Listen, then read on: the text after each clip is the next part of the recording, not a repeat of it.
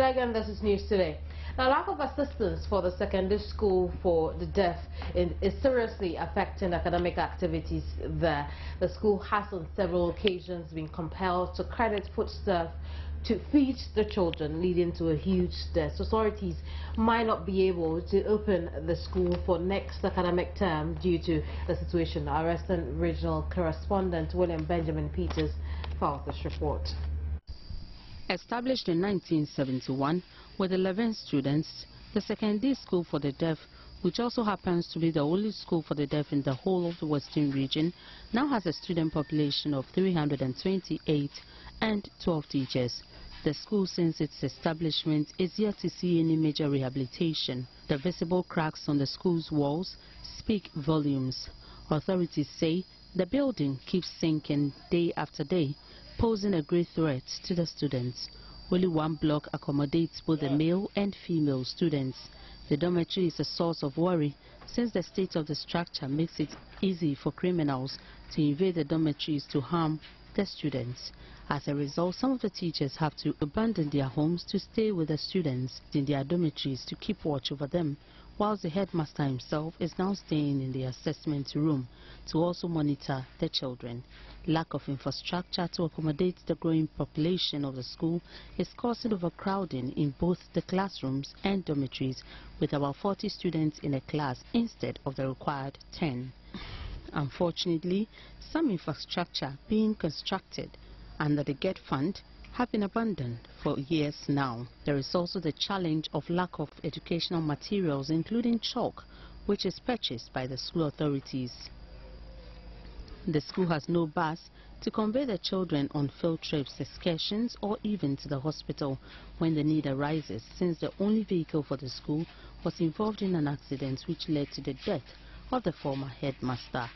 The feeding grant for a student is 2 cedis 20 pesos for a day, which is woefully inadequate, and even that is not forthcoming.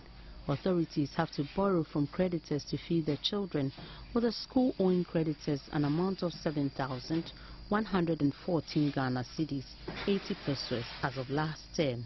The headmaster of the school, Kofi Oti Frempong, in an exclusive interview with Joynews, said the school is likely not to reopen for the next academic term should the situation remain the same. The challenges that the school is facing is enormous. First is transport. We need to go to the hinterland to look for deaf children who are hiding in their villages. But the vehicle, we had a 4-wheel drive which had an accident, and then the headmaster and then one teacher died on the spot. Including the driver sustained serious injury and is no more working. So we don't have vehicle. We need to move from one office to the other, to the churches and to the mosque, to tell people that the government has a school for the deaf at Itrabai.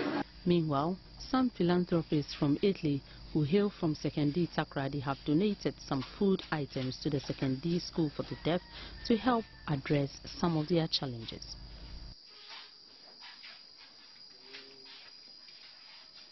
Now, pupils of the Falahia Islamic Basic School in the New Jabin municipality of the Eastern Region are in dire need of decent junior high school classroom block facility.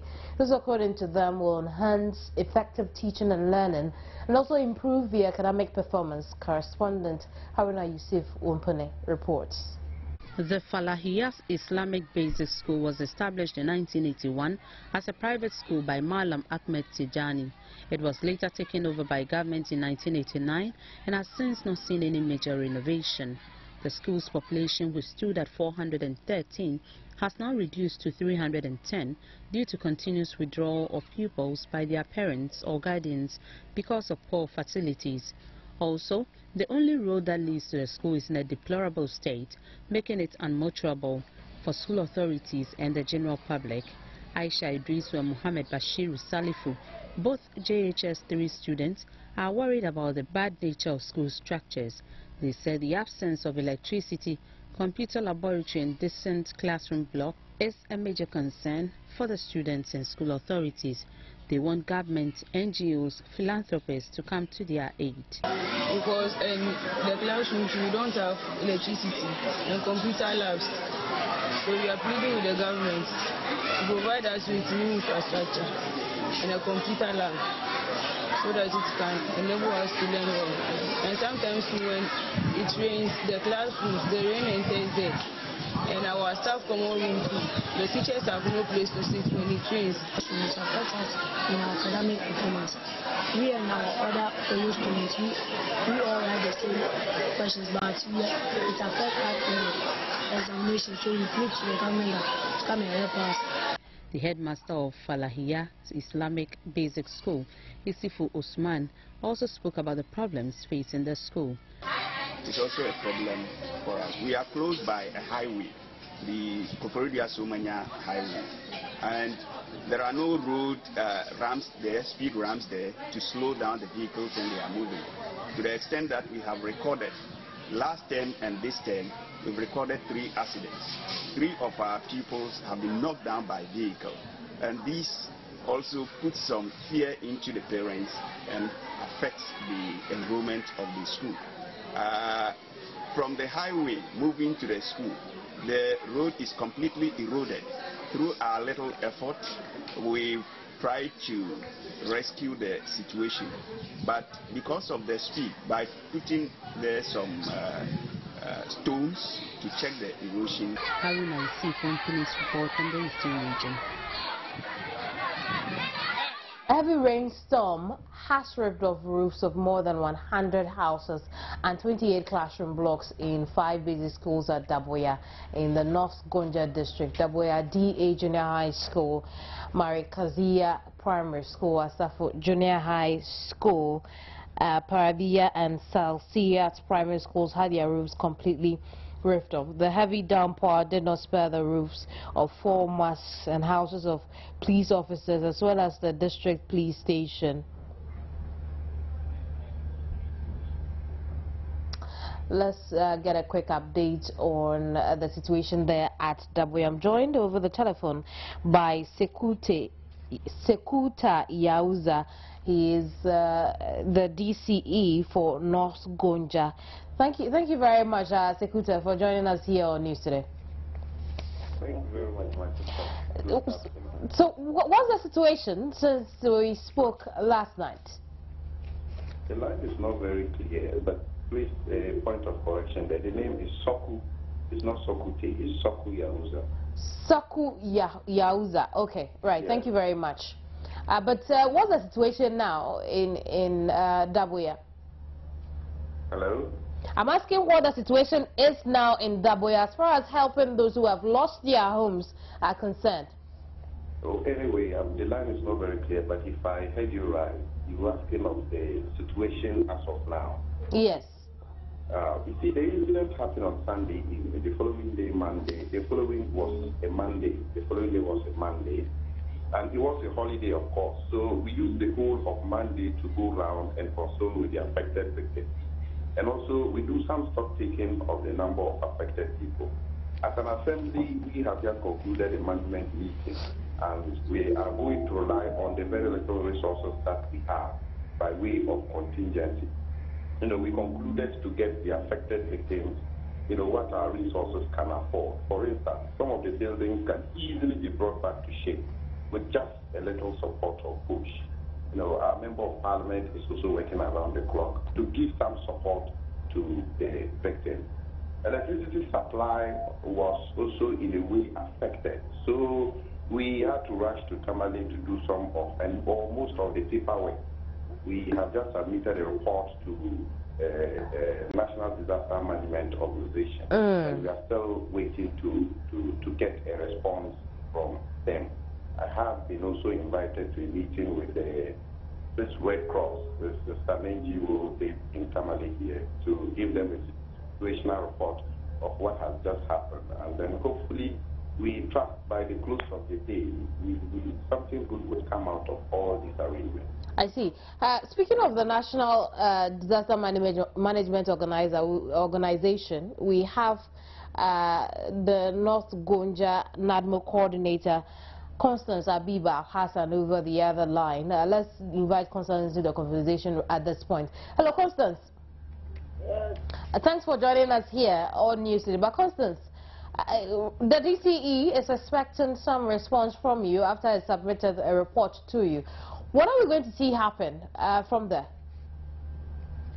Please come back again. The line is not good. Right. Let me make it simple. What is the North Gonja NADMO doing for these persons who have lost their homes? Okay. Hello? Abiba? Yes. Right. Madam. So you are supposed to go to the aid of these persons who have lost their home, the school children who cannot go to school because their roofs have been ripped off. What are you doing in this regard? Okay, we have, some of them are currently living with relatives. But that is not your doing. I'm asking what you, as NADMO, is doing for these people. Okay. We have written to Tamale, and the reports have gone to Tamale, and Tamale will now send it to Accra so that see what is happening, so that the national will come to our aid. But Abiba, this happened on Sunday.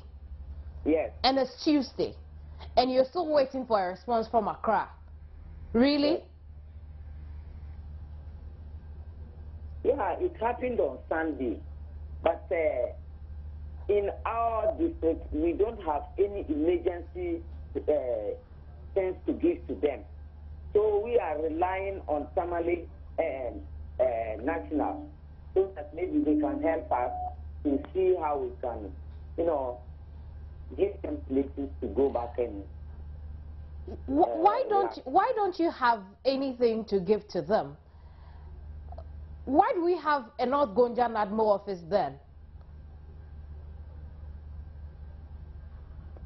Hello, Abiba. Yeah, hello. I'm asking, how come you don't have anything to give to these persons who need relief items? We don't. There is nothing in our store. That is what I'm saying. Right now, we don't have anything in our store. That's what I'm saying. I see. Now, how long would it take for you to get some items for these persons?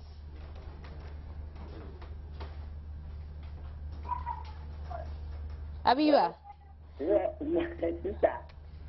How long will it take for you to get items for these persons?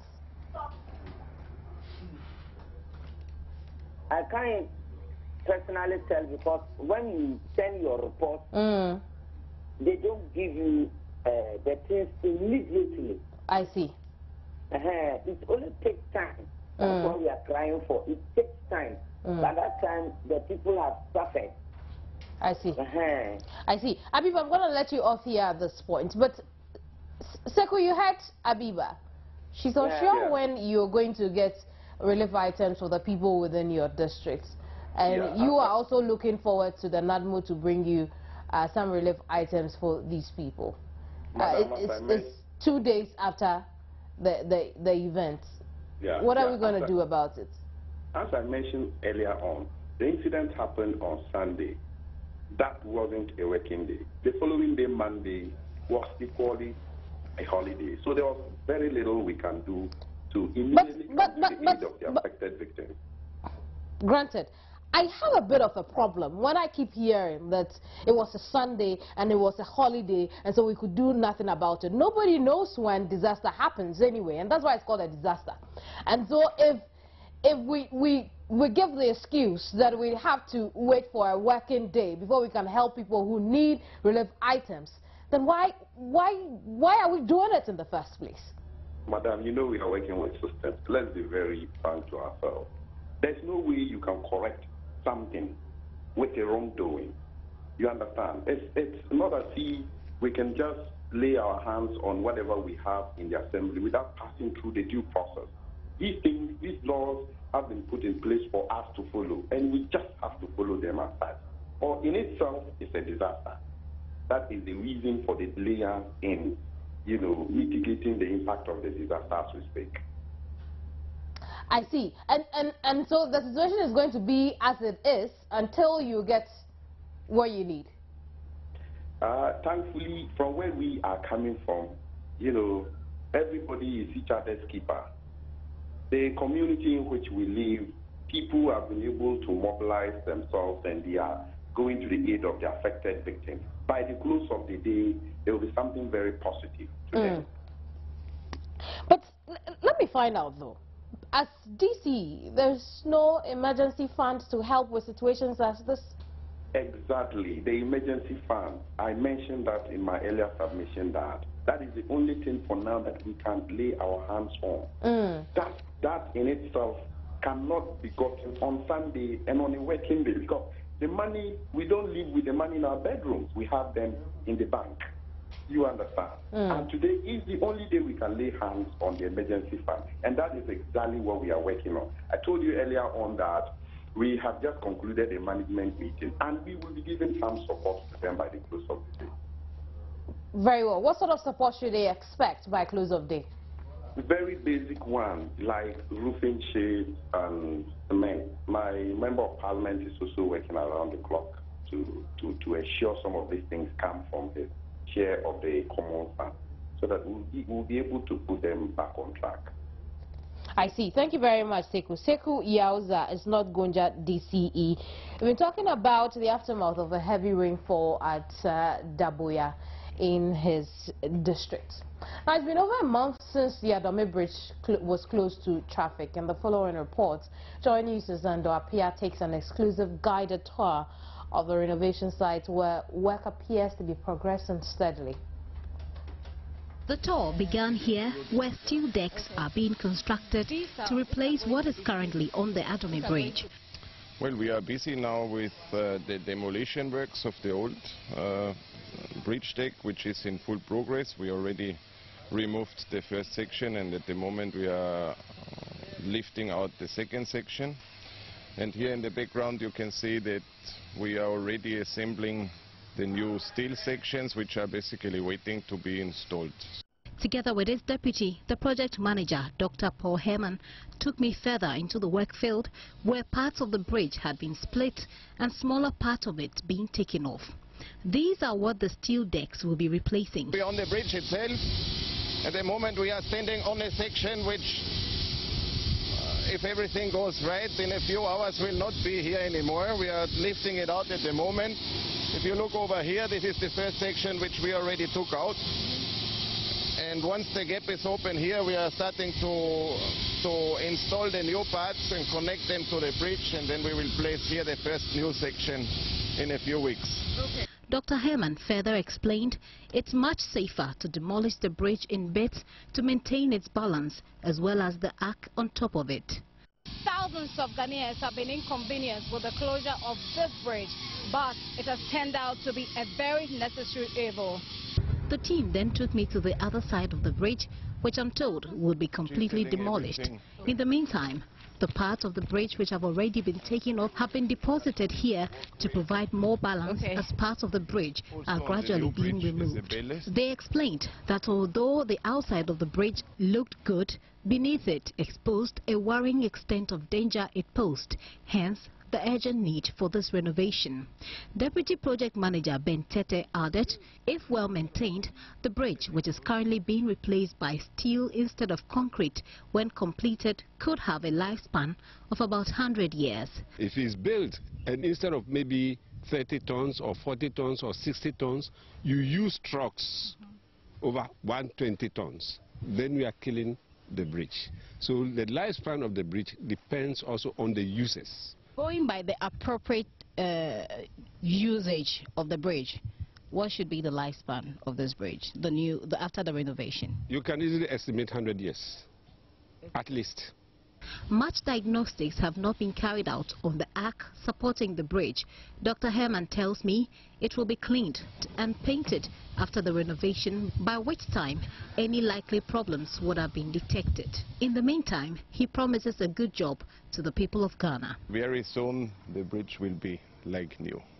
The Atani Bridge serves as the major link between towns across the Volta River, as well as a marketplace for vendors operating in the catchment area. Those activities have been halted till after about 24 months, by which time the renovation exercise is expected to have been completed. With the kind of work ongoing here and with the assurances that we're getting from the technical team here, 22 or so more months seems way too much not to be optimistic that they will make the deadline that has been set out for this project. Gifty Andopia, Joy News, Atani Bridge, Akonsombo. Now, still at the Atani Bridge, with movement of heavy equipment and persons on top of a split bridge, we've been asking questions about safety of the workers there. And what happens to steel and concrete residue of the renovation? Gifty Andopia has some answers. Walking on top of the split bridge, a real scare which aroused concern about the safety of those who will be working here for some 22 more months.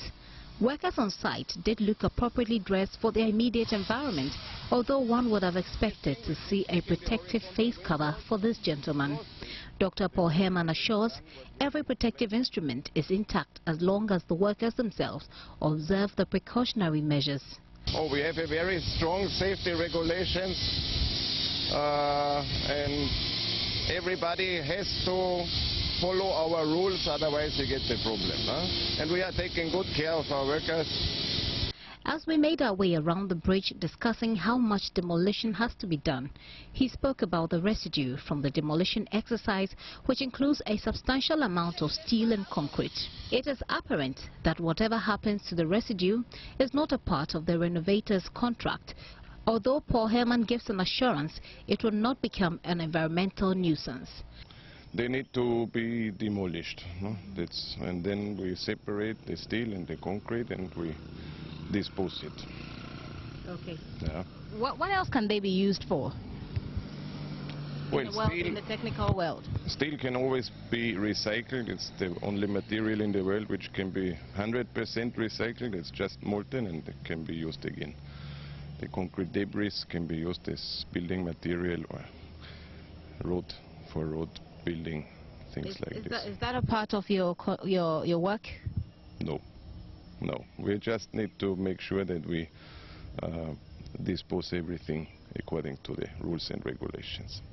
As he has indicated, the steel and concrete could be recycled for other projects. If that is done, Ghana stands to benefit from value for money and a lot of environmental good.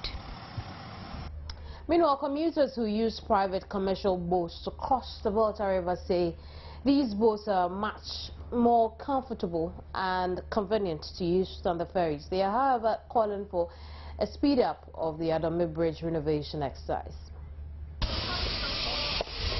Right by the Atani Bridge, where the renovation is ongoing, is a boat transport system provided by private hands. It has also become necessary to help people cross over to either side of the Volta River for a fee, since the Senchi and Akradi ferries tend to be much slower and overcrowded. An earlier 1 Ghana cedi charge by this private owner was vehemently opposed and subsequently reduced to 50 pesos. We were not allowed to film, but we managed to get these visuals when we took a trip to the other side ourselves. Unlike the owners who would neither let us film nor speak with the news team, the commuters did. Sometimes in the night when you are crossing, it's so scary. You see the deep of the water and the water becomes very dark, so you become scared when you are in the boat. Do you know how to swim? Nah, I can't swim. And the price is okay. 50 pesos is okay. I feel good when I'm crossing, but the other one, I don't feel when I am just doing this. People have been stepping on it too. And the life jackets too have been dirty. So they should change it. It's very nice. It's move fast than the pontoon. If you want to cross the river, they can come and pass here, because if you pass the other side, you'll be joining the queue, a long queue before. But if you pass here, it's just 5 or 3 minutes, and then you cross the river to the other side. Okay, they are using life jackets, so I think it's okay. Again, unlike the Senchi ferry site, there is a functional and open public place of convenience for commuters here. Although they are quite content with the mode of transport rather than the ferry, they can't wait for the Atani Bridge to be back in use. I'm telling them God should take care of them and they should be able to do the bridge for us. I'll waste the finish it in no time because this place is not all that convenient for us. The owner is not so comfortable with us filming from there. But it has been an alternative route to a lot of commuters who use the Atani Bridge. Although they are asking that the Atani Bridge be completed in time, they're expressing comfort about the movement between here and the other side using this very boat. Kipti Andropia, Joynews, Atani Bridge. Let's do some NPP politics now. National chairman of the New Patriotic Party, Paul Afoko, is outlining concrete steps to be taken in order to reorganize and re-energize party structures in readiness for the 2016 presidential and parliamentary elections. Justice Beidou is there for us. He's joined us over the telephone with a quick update. Hello, Justice. Hello, Camille. What's new this time? Okay, so after 3 hours almost of waiting for this particular conference, it finally came up, and it was quite brief. And the new chairman, Mr. Afoko, flanked by some of the new executives who addressed the conference, says that for him, unity is a key factor that he is going to dwell on to ensure that the party is ready for the 2016 election. According to him, in his tour of the country, it was clear that the party could win the 2016 election, but of course he wants that to happen on the back of a united front.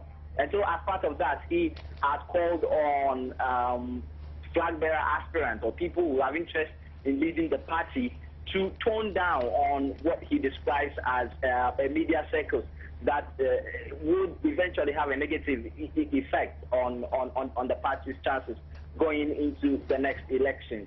He has said that he is going to play a neutral role, responding to questions on how people have sort of tagged him as being for one of the factions in the party's flag bearership race. But then he says that he is going to play a neutral role and expect everybody else in the party to do same.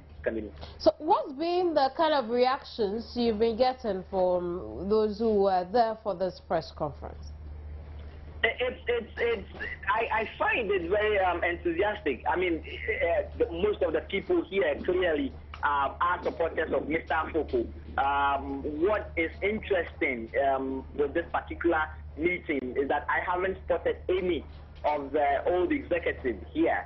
I didn't see Mr. Obitebilante. I haven't seen Kojo Free John. I haven't seen any of the past executives here. All I've seen is the new executive. I asked Mr. Afoko what he thought that meant, especially because he has been speaking about unity, and he says that he doesn't think that's an issue. He says he has been speaking with some of the former executives on phone and is actually planning a meeting with them tomorrow. So we look forward to that. Also interesting is the fact that the general secretary, the new general secretary, the new general secretary of the party, Mr. Kwabena Japon, was also not present for this particular meeting.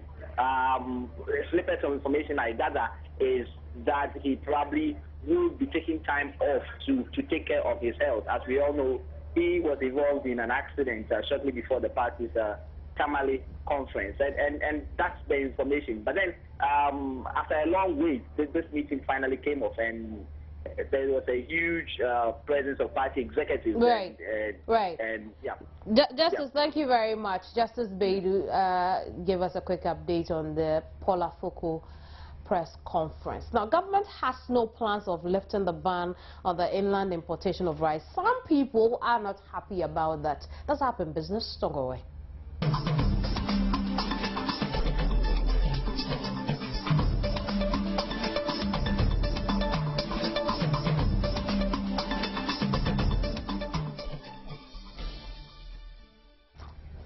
Thank you very much for staying here on News Today. Now, government has no plans of lifting the ban on the inland importation of rice following the outcry of local importers to lift the ban. Deputy Trade Minister Neil Vandapoy told Joynews' Abigail Adumanko last month the ban will help government track the amount of rice coming into the country and ensure the economy accrues the needed revenues. In any ban on importation of rice, what is in place is a restriction of importation of rice to 3 main ports: Tema, Kotoka, and Takrady. So, in order for us to be able to know and to track the amount of money we are spending on rice and how much rice we are importing into the system, that will give us an idea, a data, as to what we have to do in order to also produce more to improve upon our revenue, because we are spending a lot of money in importing rice. So if we know how much rice we are consuming as a people, then we'll be able to produce or inject that sort of capital into the production of that rice, so that we reduce our dependence on for imported rice. That is one issue that we are doing. Is to be able to make us, because as a country, it's difficult for us to right now, if we have all these our borders open for rice to come in, we are not able to really get the true statistics of how much rice we are consuming, how much rice is coming to the country, how much we are spending on the importation of rice. So that's what we want to do basically, but not to, but it is a desire of government that as much as possible by next year, next 2 years, we'll increase our local rice production to about 85%.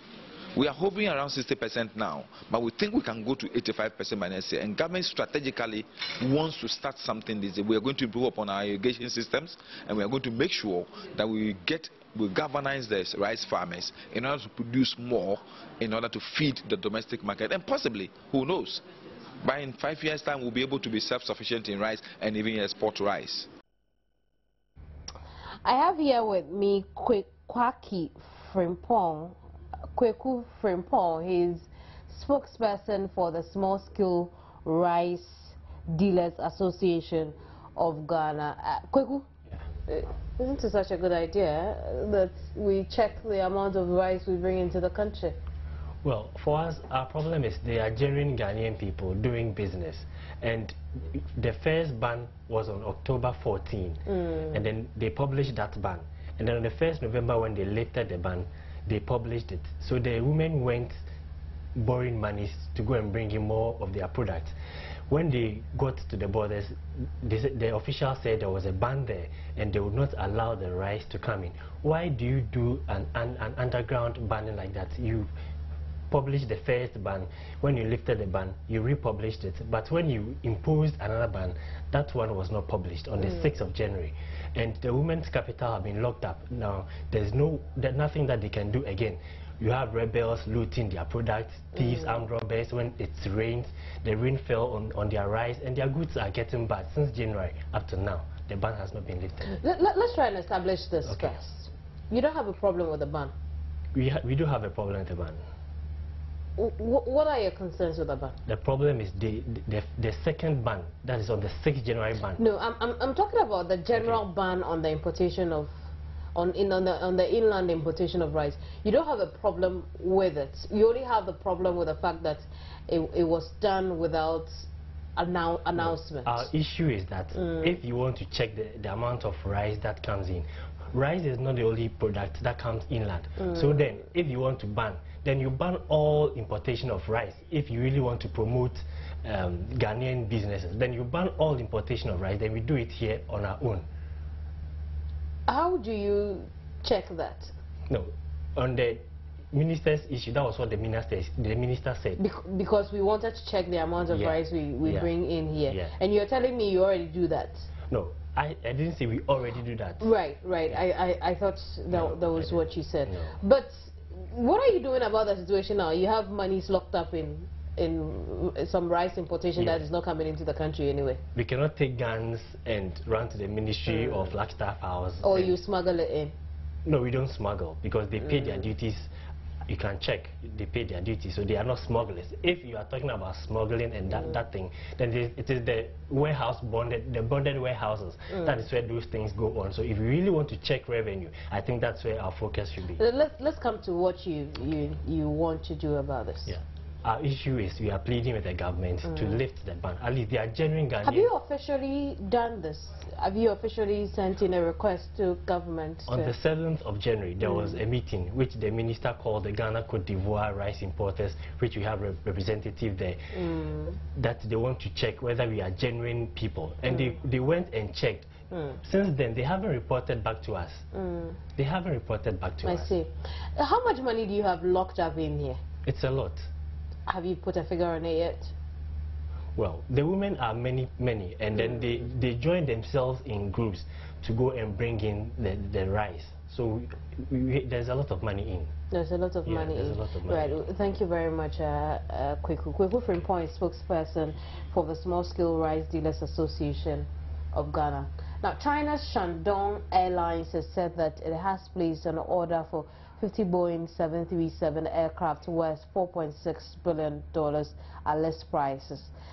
Chinese carriers have been looking to increase their fleets to cater for a growing domestic demand for air travel. When contacted by the BBC, Boeing said it had received an order from the airline but refused to confirm the number of planes. The order still needs to be approved by the Chinese government. A growing number of airlines are looking to purchase fuel-efficient aircraft, triggering competition among plane makers.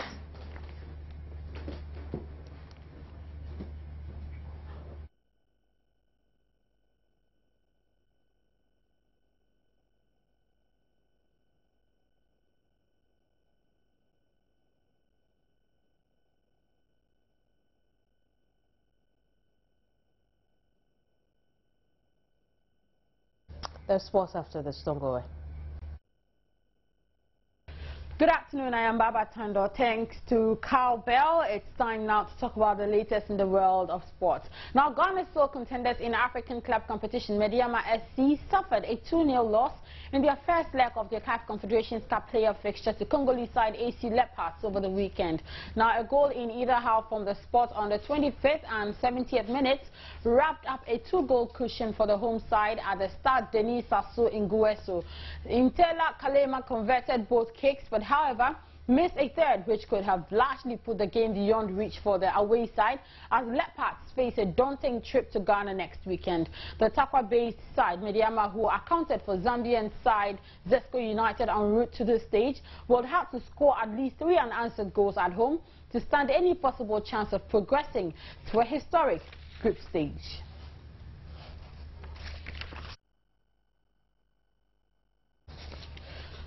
Now, away from the CAF Confederations Cup, let's go to Europe, where Manchester United manager David Moyes has been sacked only 10 months after.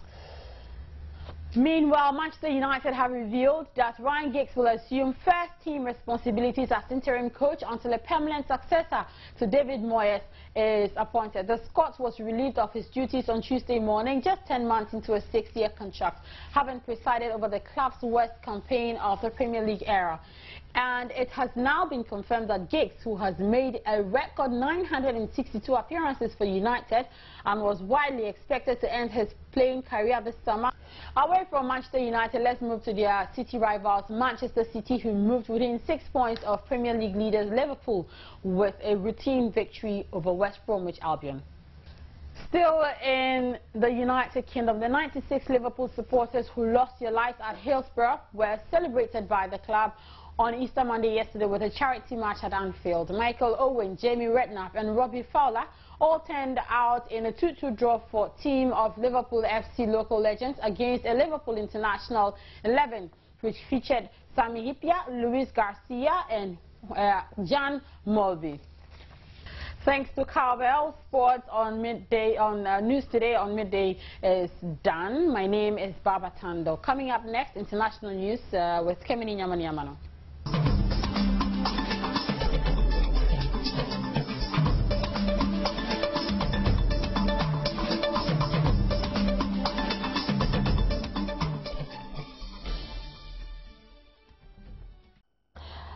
into lifestyle and has now become a known fact. Bags have become one of the strongest points for men in Ghana.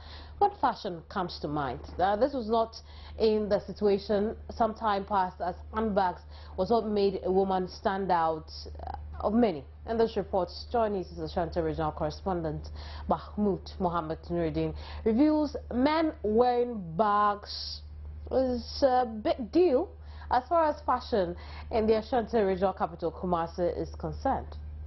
Call it a sexist battle or who's got the best bag. Believe it or not, men don't play with their handbags these days. If you ever thought it was only a woman's pride to spend thousands of cedis on a bag, then revise your note, because the men have also got some valuables to keep in their bags too. And it does not matter how much one will spend to get what has come to be known as the trendiest bag in town, and it is indeed for men only. If you think the men can never catch up with their female counterparts, then you are guessing wrong, because they now carry their bags just as women do, and yes, with a lot of style. Wondering where the traditional wallet is? Yes, you guessed right, in a very strategic compartment inside the bag.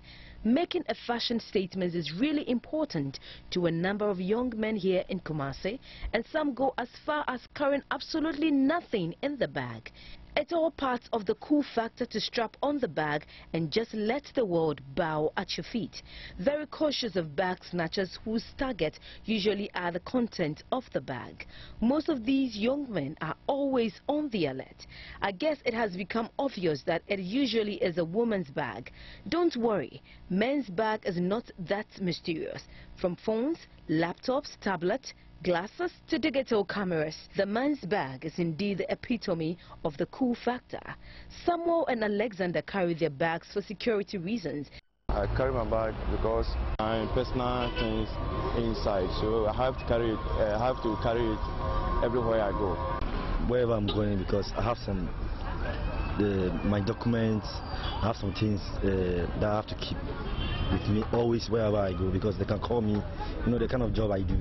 So they can call me for a job, and I don't need to go to the house and go and take things from the house.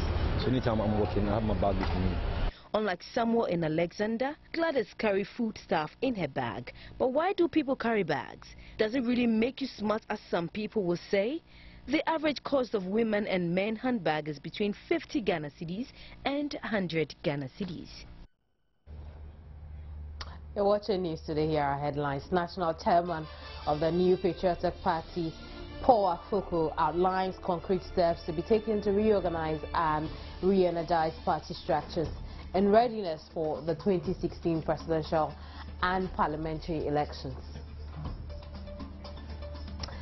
Manchester United manager David Moyes sacked only 10 months after succeeding Sir Alex Ferguson. Rebels loyal to former South Sudanese Vice President Riek Machar capture another town in oil-producing Unity States after UN mission in South Sudan accused the opposition forces in Bentiu of carrying out targeted killings.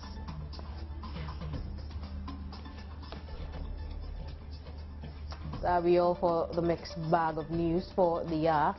Find more news on myjoyonline.com. My name is Kemini Nyamani Amano. I'm totally grateful you stay through, and you're welcome back to work.